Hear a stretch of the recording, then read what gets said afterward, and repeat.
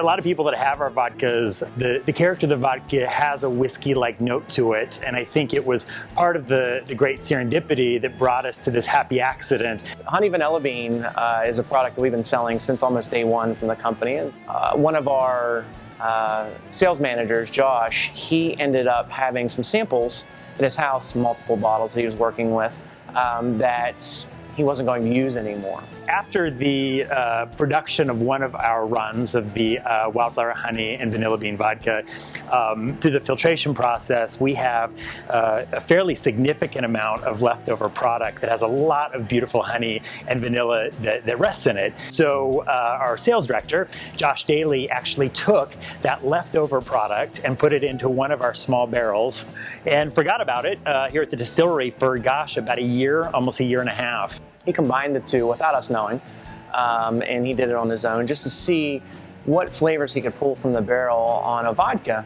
that was not I guess it's not a traditional aged product. And it wasn't until just about 16 months later that Josh found that barrel. It was not in the product development life cycle. It was not in any scope of work that we were looking at.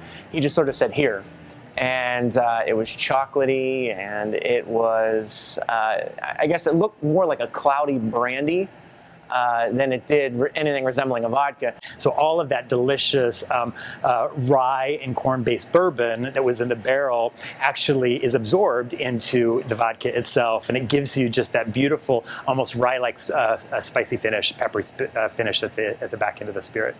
So we tried it, we liked it, and immediately tried to figure out how to put it into our production schedule and scope, which, when you think about it, we have to consider the barrels that are used and when they're going to be available and how we're going to age this stuff. But it's not like a whiskey. Most people will think that it would taste like a whiskey, but it doesn't. It is actually very sweet, almost like a dessert product, very full-bodied, very easy to drink on its own, even though it is 40% alcohol.